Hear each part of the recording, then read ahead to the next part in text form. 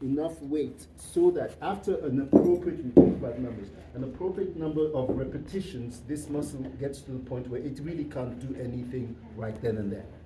It just, I'm done. I am done. I cannot do this one more rep to save my life.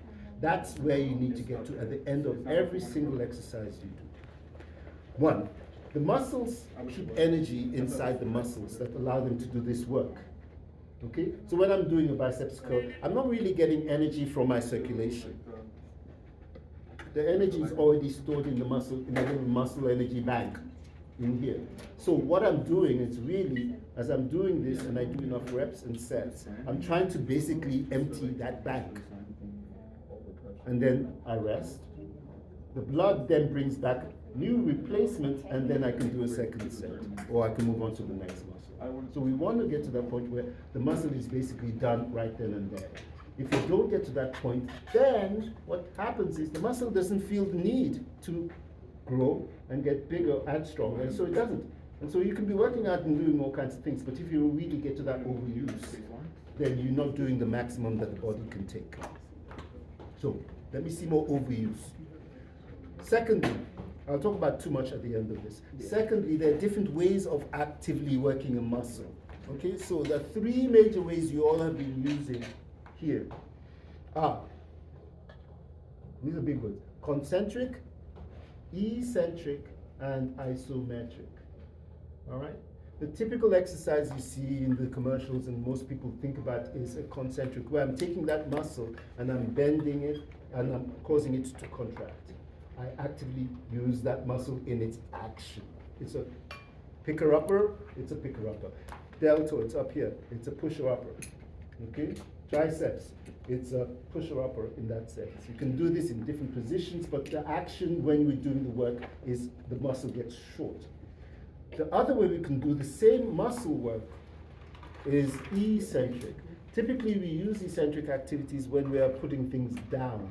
So if I have a big tray of food and I'm putting it on the table, I'm still using my biceps to lay the plate down, biceps. But it's not a shortening action, it's a lengthening action. And nice thing is, you can actually do more work this way.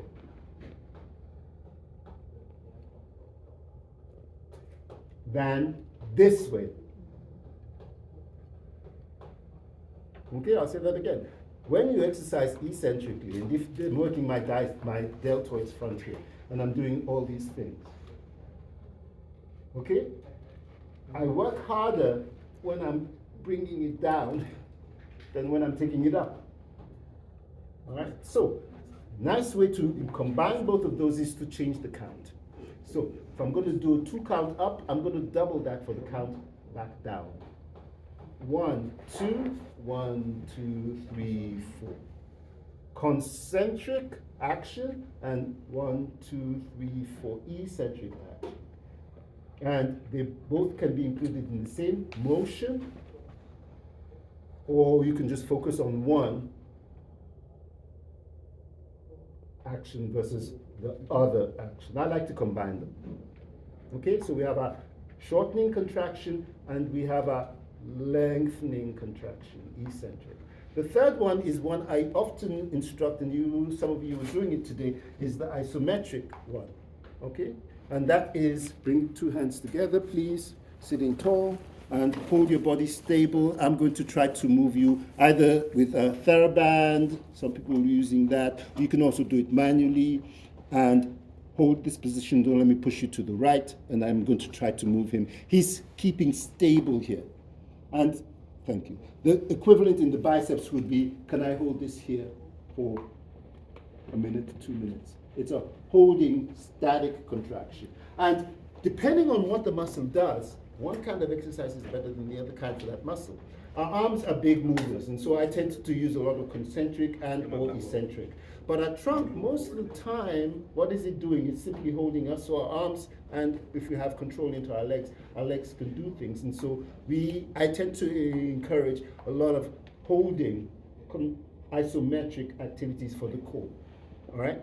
Simple, like I just mentioned, another good one is, I think you were doing this where you try to bring the weights forward and bring it back, and As you bring it forwards, the weights are going to make your back work harder. So this is all about keeping the back active. Okay? And then the one I really like for the front is ring the bell. You can do it straight arm because it feeds straight down into the abs, or hold while I try to bring you up. You're holding down. And so you can use isometric very effectively in the core for rotation, for extension, hold it up, hold it up, hold it up, and also for pulling it down, flexion and extension. All right? Side bend, generally we've been using it, actually we're just doing the side bend activity using the belting in the spinal mobility technique, where we had a ball on a chair and he was able to work into return with assistance with a belt lock from a therapist, one of the student volunteers. Okay, so we'll be showing you students more and more of the ways we can use the belting and the activities for trunk control. And the other one that we've all been introduced today is the pushing it, working through the abs, the push. We're also using our shoulders a little bit, which is not bad, and then bringing it back. But remember, if this is your cardinal plane, if this is 12 o'clock, 9 o'clock, 3 o'clock, we want to work in 12 o'clock, but we also want to work into 9 o'clock. That's hard. And 3 o'clock, and all the points in between. So those are the three forms of exercise. And where's my phone? So as you are going through the different activities, how do you know you've done enough?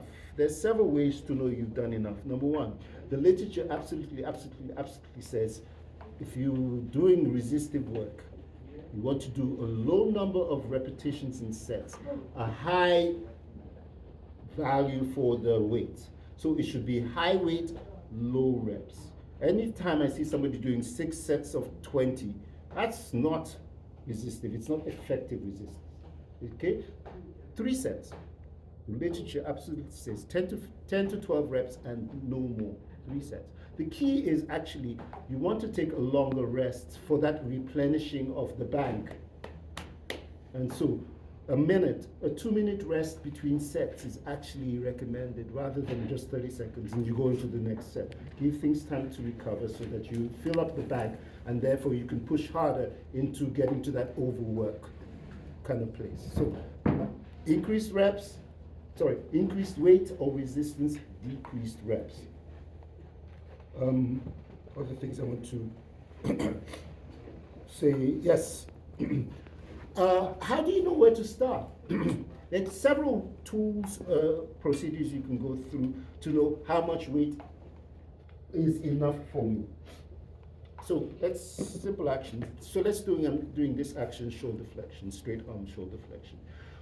I'm just starting this. I have no idea what my weight should be. I'm going to start at something. Now, the 10 rep max is the easiest one to use. There is also a 1 rep max, but it's hard if you don't know where to start. So generally speaking, you want to use a 10 rep max. And what does a 10 rep max means? I'm going to find a weight and guesstimate initially, but eventually find a weight that allows me to only do 10 reps. Okay? By the 10th rep, this muscle should be, okay, we're done. That's my weight for a 10 rep max.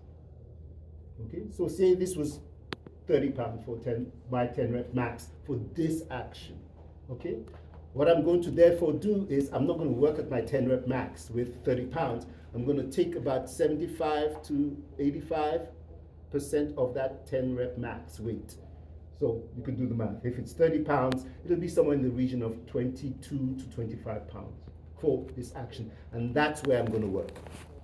And as I can do 3 sets without maxing out, then I can increase the weight accordingly. So the 10 rep max should change.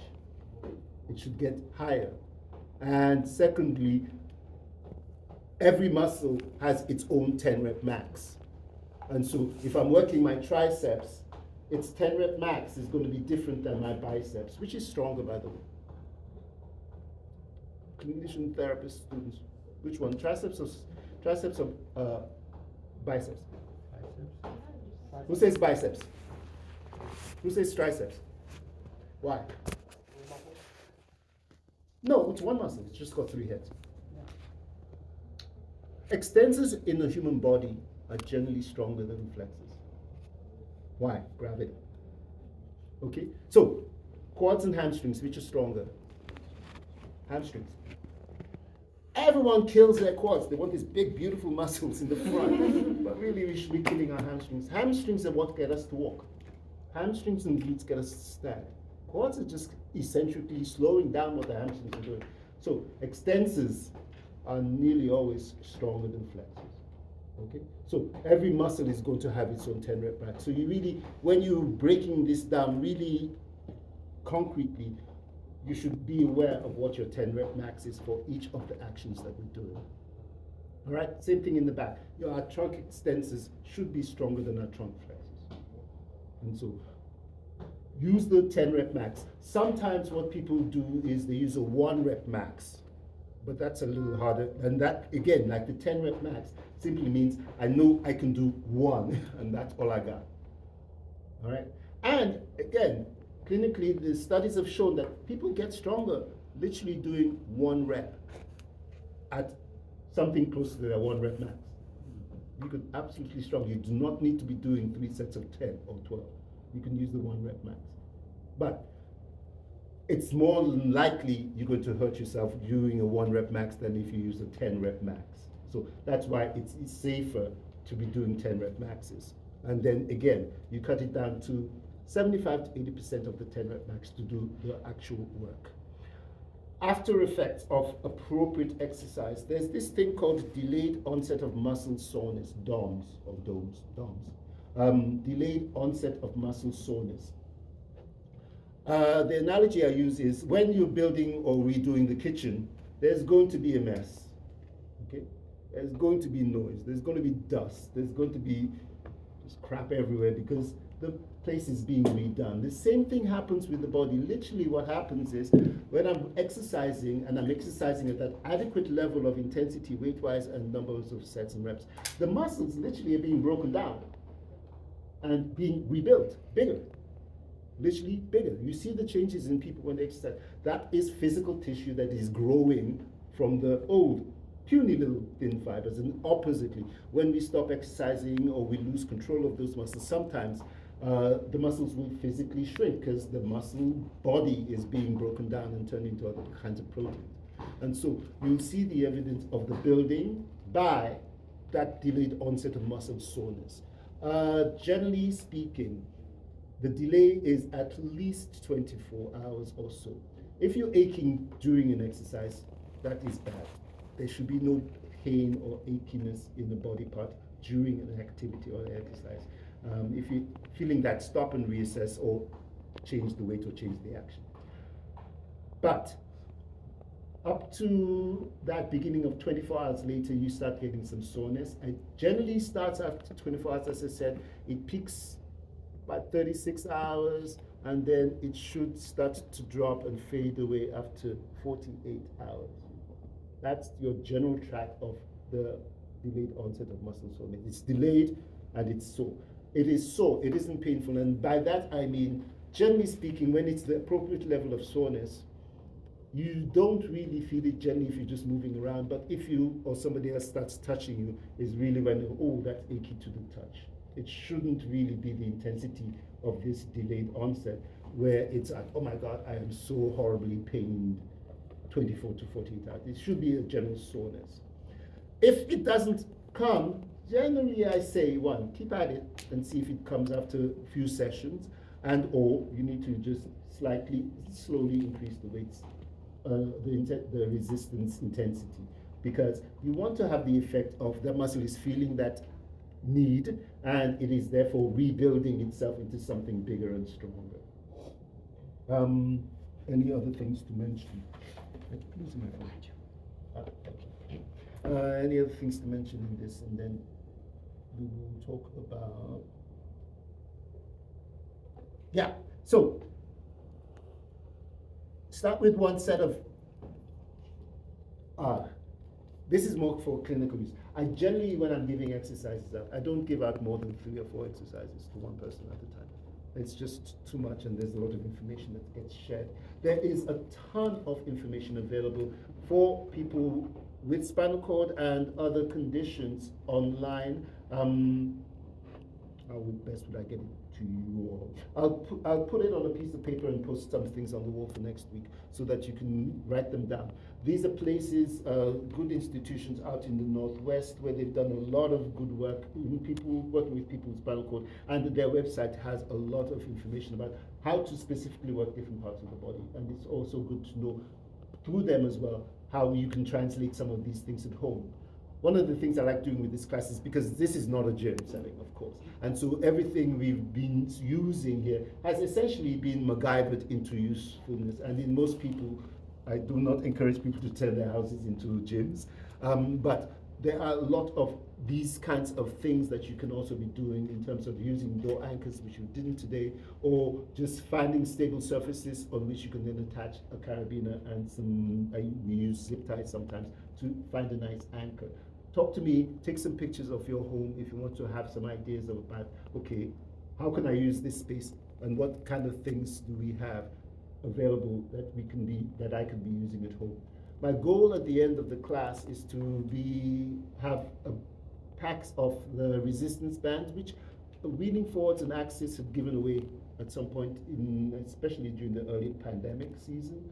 But we're going to get some of those packs, and so you'll have those packs for the end of the session, this cohort is 6 weeks. So you can begin to start thinking, how will I be able to use this effectively at home? All right? Any questions about resistive exercise?